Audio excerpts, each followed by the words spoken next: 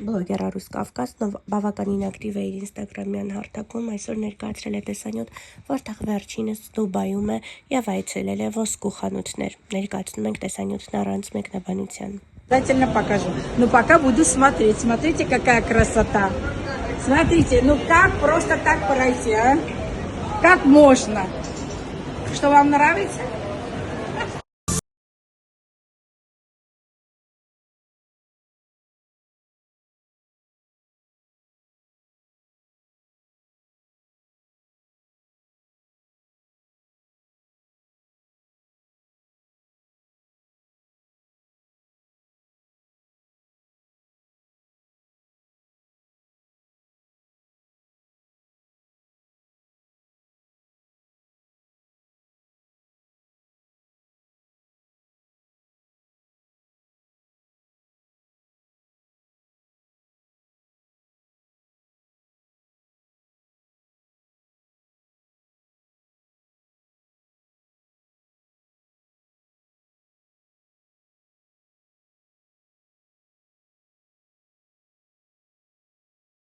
Բլոգեր Արուս Գալստյանը կամ բոլորին հայտնի Արուսյա Կավկազը, որը իր առօրյան անցկացնում է հիմնականում խոհանոցում, Արմդուրայեմի հետ զրույցում անկեղծացել է ինչի է հասել այսօր քրտնաջան աշխատանքի շնորհիվ։ Նա պատմել է, որ հեշտ չի եղել իր ապրածը և այն ամենը, ինչին այսօր հասել է։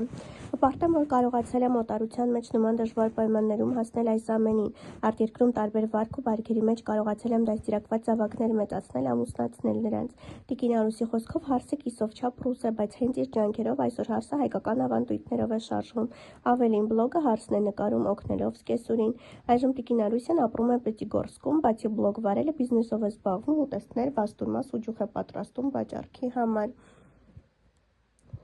Արմդուրայեմի հետ զրուցելիս էլ Տիկին Արուսյան իր սիրելի գործիներ համբուրգերներ էր պատրաստում։ Այս ամենի մեջից է եղել, սակայն տարիների ընթացքում սովորել եմ և մայրիկիցս և սկեսուրիցս, նաև տարբեր տեղեր հյուր գնալիս այստեղից այնտեղից բաղադրատոմսեր եմ հարցրել, ինձ ասել են նաև իմ փորձի հաշվին եմ սովորել այս ամենը։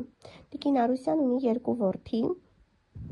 Ռուսաստանաբնակ հայ-հայտնի բլոգերը Star-News-ին բացառիկ մանրամասներ է հայտնել իր հայտնիության, սիրո, ապրած կյանքի դժվարությունների, ամուսնու մահվան, նրա հարազատների վերաբերմունքի, ինչպես նաև սեփական քրտնաջան աշխատանքով այսօրվան հասնելու մասին։ Նախ պետք է ասեմ, որ այսօրվա հանրությունը այլ է զգայուն, ժամանակակից այսօրվա հանրությունը թեկուզ էկրաններից այն կողմ զգում է մարդկանց պարզությունը, մարդու աչքերից երևում է մարդու հոգու պարզությունը։ Դրա համար մարդիկ ինձ սիրեցին ոչ բարակ մեջքից, ոչ էլ 2 մետրանոց բոյիս համար։ Ժողովուրդը հասկանում է, մարդը դեր է տանում, թե իրականում այդքան պարզ ու մաքուր կին է։ Ժողովուրդն ինձ սիրեց օտարության մեջ, ես իմ հայկական բոլոր ադաթները պահում եմ՝ նամուսը, թասիբը, հայկական ուտեստների տեսականին, լավաշը, թոնիրը, մեր հայկական պարերը, նենց չմենակ ես եմ տենց, իմ ժամանակ բոլոր կանայք էլ եփում, թափում, թխում էին։ Հիմա իմ հերթն է, մեծացել եմ 2 տարուց կդառնամ 60 տարեկան։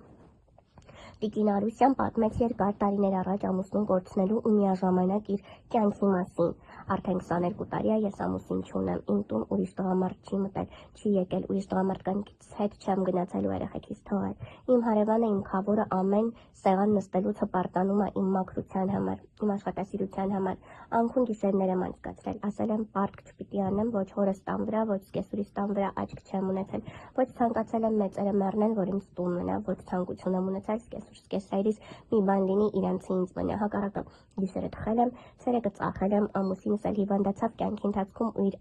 ազգությունն իրանից լրիվ հրաժարվեց։ Տիկին Արուսյայի խոսքով իր ամուսնու, երեխաների ու ճակատագրի համար ամեն ինչ արել է միայնակ։ Ամուսինս մահանալուց առաջ թուղթ էր գրել, մահից հետո խնդրում եմ ինձ թաղեք մայրիկիս կողքը։ Իր եղբայրը Գեղամ անունով ասեց ջրի տեղես ման գալիս, որ մարդուց թաղես։ Նույնիսկ այդ պետական հողը չկամեցավ ամուսնուս հարազատ եղբայրը։ Ուղղակի ամուսնուս ցանկությունն էր թաղվել մայրիկի կողքին, բայց մեզ տարածք տվեցին, ամուսնուս թաղեցինք, տաճարը կառուցեցինք, ամեն անգամ Instagram-ում ցույց եմ տալիս, որ գնում ենք հիշում մոմ ու խունկ վառում։ Բլոգերի խոսքով նախքան սկեսայրի մահը ինքը պահել է ամուսնու հորը, եկել է ժամանակն ու խորհուրդ տվել ամուսնու հայրիկին հետ գնել Հայաստան ու գրավոր տարբերակով ներկայացնել, թե իր ունեցած գույքը ում է թողնում։ Ամուսնուս եղբոր կնոջ անունը Շուշան է, ով հիմա ապրում է սկեսայրիս բակում, ոչ թե մեծ տներում, որտեղ ես էի ապրում, տղաներիս էր փոքրիկ տներ էր տվել։ Ապրում են սկեսայրս չհասցրեց այդ տները թղթով բաժանի։ Նրա մահանալու ժամանակ Հեղուշ անունով աղջիկը զանգեց, ասաց, որ պապան մահացել է ու փող չկա, ուզում են հաց ու չայով ճամփու դնեն։ Արմեն անունով տղես ինձ հարցրեց, մամ գնամ պապիկի թաղումը անեմ նորմալ, ասեցի տղա ջան, եթե ունես ցանկություն, գնա։ Զանգել էր տալիս Հեղուշ անունով հորքուրին, ասել էր արեք, դագաղնել զանգեք, թանկանոց պատվիրեք, ինչ պետք է պատվիրեք, արեք, ռեստորանն էլ ես կգամ, կվճարեմ այդ բոլորը, ու այդպես էլ արեց։ Իսկ Գեղամ անունով տեքրս իրեն դրել էր մեծ մարդու տեղ, իբրև ինքն է այդ սեղանը գցել, այդ ծախսն անում, անգամ մի բերան չէր ասել, ժողովուրդ ջան, տեսեք մահացածս եղբոր Արայիկի տղան է, եկել պապիկի հացն է տալիս։ Ասեցի ոչինչ, իմ տղան արել է հերիքի ամեն մարդ իր սրտով Աստծուց պատիժը թող ստանա։ Նույն ձևով էլ հիմա ինքն ու մյուս եղբոր կինս կեսայրիս տունն են կեղտոտություններ անում, բայց ժառանգներն իմ երեխաներն են։ Մենք դեռ ձայն չենք անում, մենք տան կարիք չունենք, բայց օրենքը մի հատ է, օրենքը ճշտի կողմն է։ Ճիշտ է, ես տան կարիք չունեմ, բայց դեռ ինձ խոսք էլ չեն տվել, որ ես ասեմ ունեմ կարիք թե չունեմ։ Ասում են իբրև սկեսայրս լիազորագիր է տվել ու արել իրենց անունով, բայց այդ ամենը սուտ է։ Անգամ սկեսայրս գրանցված չի այդ տան վրա, միայն հողի վրա է գրանցված։ Խաբեությամբ կռիվ են անում տան համար։ Ես դրա կարիքը չունեմ ու չեմ էլ ունեցել, որովհետև հույսս ես միշտ ինձ վրա եմ դրել։ Ուրիշ ոչ մեկի իմ ու իմ Աստծուն։ Դրա համար էլ Աստված ինձ սիրում է, մեռնել իմ Աստծուն։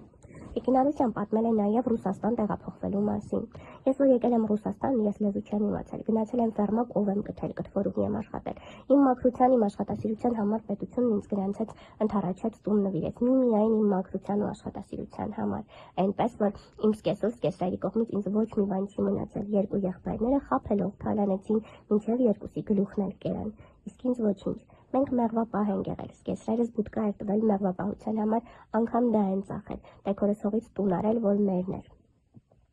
Որ ձեռքերը բարձրացնեն կպնում առաստաղին, մի քարը չեն դնում մյուս քարի վրա, այդ հողերի ու ցեխերի մեջ բուքսիր են անում, այ այստեղ են ասում, Աստված տալիս է դրա համար, ես գոհ եմ, շատ հպարտ եմ։ Արուսյան պատմեց նաև Երևանի տան մասին ու հիշեց, որ երբ աղջիկը եղել է 15 տարեկան, խնդրել է տեքոր կնոջը բացել տան դուռը, որպեսզի դուստր տեսնի տունը, քանի որ արդեն մեծանում էր եւ բլոգերը չգիտեր, թե որտեղ կամուսնելը եւ արդյոք հնարավորություն կլինի գալ ու տեսնել հայրական տունը։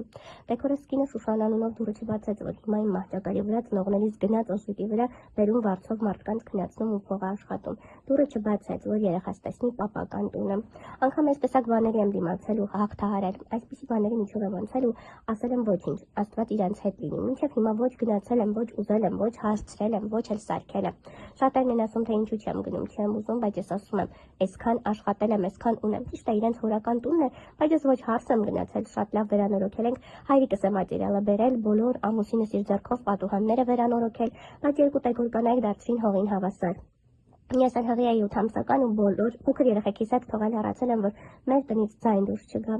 Ես գնացի երեխաներիս հետ, հետո ամուսինս եկավ, հետո սկեսուր, սկեսրեր, տեքորկին տալ ու մի գեղեցիկ որ սեղանը գցած, ես ասեցի՝ մի հարց տամ, ես ձեզնից փախա, բա դուք ումից։ Գլուխները կախ ասեցին, մեզնից բրծում չկա։ Ամուսնուց մայից հետո, երբ հարևաններս տեսան այդ արարողությունը, մեծ լավ մարդիկ էին, ինձ ասացին Արուսիկ ջան, մենք հեսա կթաղենք Արայիկին, բայց սրանից հետո, եթե դու նրա եղբոր հետ խոսես, քեզ համար էս տեքն, ուրեմն ամենավերջին կիլը կլինի։